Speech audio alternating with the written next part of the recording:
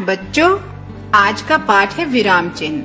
आज हम इनके नियमों के बारे में जानेंगे।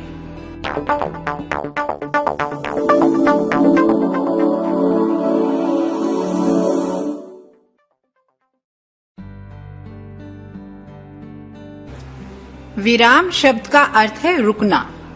जब हम अपने भावों को भाषा के द्वारा व्यक्त करते हैं, तब एक भाव की अभिव्यक्ति के बाद कुछ देर रुकते हैं। यह रुकना ही विराम कहलाता है। इस विराम को प्रकट करने हेतु जिन चिन्हों का प्रयोग किया जाता है, विराम चिन्ह कहलाते हैं। पहला है अल्प विराम। इसमें देखिए ब्रैकेट में एक कोमा लगाया गया है। पढ़ते अथवा बोलते समय बहुत थोड़ा रुकने के लिए अल्प विराम चिन्ह का प्रयोग किया जाता है। आइए उदाहरण के द्वारा जानें।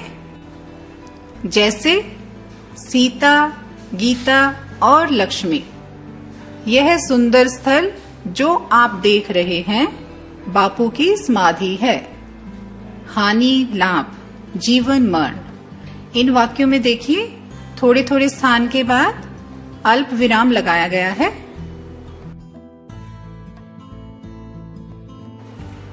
दूसरा है अर्ध विराम।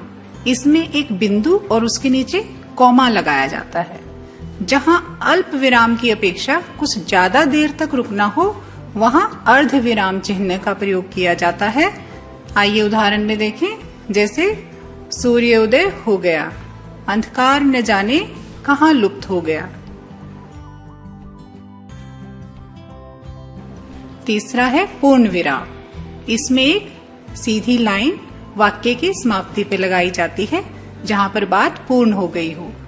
जहां वाक्य पूर्ण होता है, वहां पूर्ण विराम चिन्ह का प्रयोग किया जाता है। जैसे मोहन पुस्तक पढ़ रहा है, वह फूल तोड़ता है।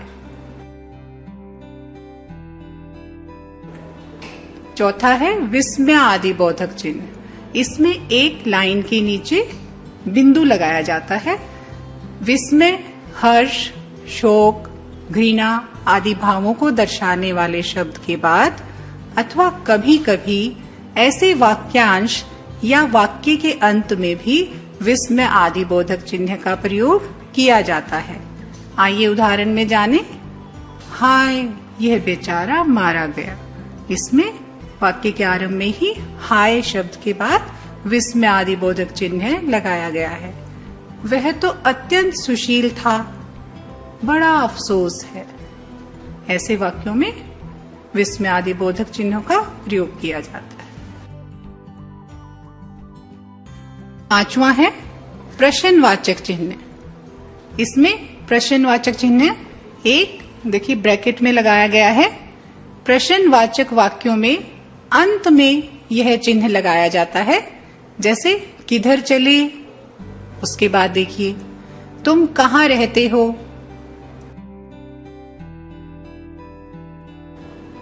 छह है कोष्टक।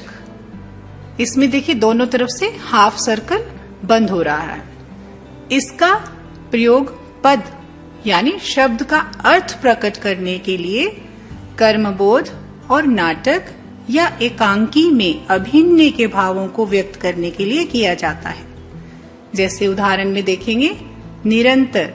इसके बाद आप देखेंगे कोष्ठक में इसका अर्थ दर्शाया गया है लगातार। व्यायाम करते रहने से देह माने शरीर। इसमें भी कोष्ठक चिन्ह का प्रयोग किया गया है, स्वस्थ रहता है। सातवां है निर्देशक चिन्ह। इसमें एक डैश की तरह पंक्ति लगाई जाती है। इसका प्रयोग विषय विभाग संबंधी प्रत्येक शीर्षक के आगे वाक्यों, वाक्यांशों अथवा पदों के मध्य विचार अथवा भाव को विशिष्ट रूप से व्यक्त करने हेतु इनका प्रयोग किया जाता है। आइए उदाहरण द्वारा जानें। अथवा जैसे इसके बाद उद्धरण के अंत में लेखक के नाम के पूर्व और कथोपकथन में नाम के आगे किया जाता है। जैसे समस्त जीव जंतु, घोड़ा, ऊंट, बैल, कोयल, चिड़िया सभी व्याकुल थे। तुम सो रहे हो, अच्छा सो। द्वारपाल भगवान, एक दुबला पतला ब्राह्मण द्वार पर खड़ा है। 8वां है उद्धरण चिन्ह। इसमें देखिए ब्रैकेट में 2 कोमास एक साथ लगाए गए हैं। जब किसी अन्य की उक्ति को बिना किसी परिवर्तन के ज्यों का त्यों रखा जाता है, तब वहां इस चिन्ह का प्रयोग किया जाता है। यानी किसी के द्वारा कही गई बात को वैसे का वैसे बताना। इसके पूर्व अल्प विराम चिन्ह भी लगाया जाता है। जैसे नेताजी ने कहा था, ऊपर देखिए वाक्य के शुरुआत में ही 2 कोमा ऊपर लगाए गए हैं। तुम हमें खून दो, हम तुम्हें आजादी देंगे। ये उन्हीं के द्वारा कहे गए शब्द थे। रामचरितमानस तुलसी का अमर काव्य ग्रंथ है।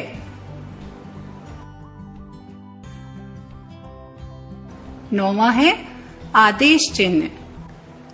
किसी विषय को क्रम से लिखना हो तो विषय क्रम व्यक्त करने से पूर्व इसका प्रयोग किया जाता है।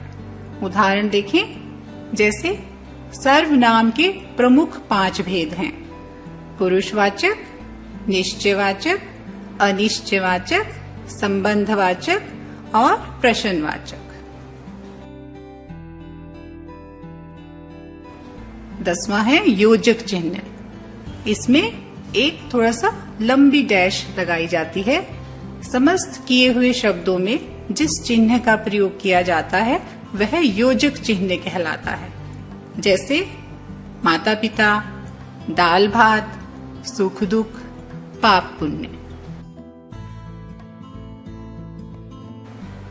11वां है लाघव चिन्ह। इसमें एक वाक्य के अंत में बिंदु लगा दिया जाता है, उसको छोटे रूप में प्रयुक्त करने के लिए किसी भी शब्द के बाद।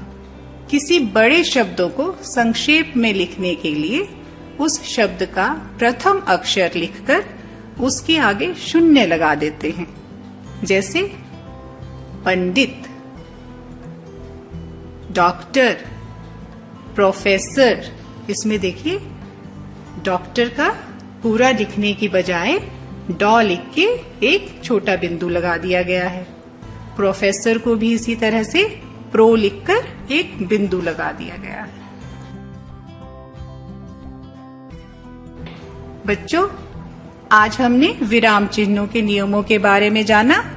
अगले अध्याय में हम प्रत्यय के बारे में पढ़ेंगे। Thank you.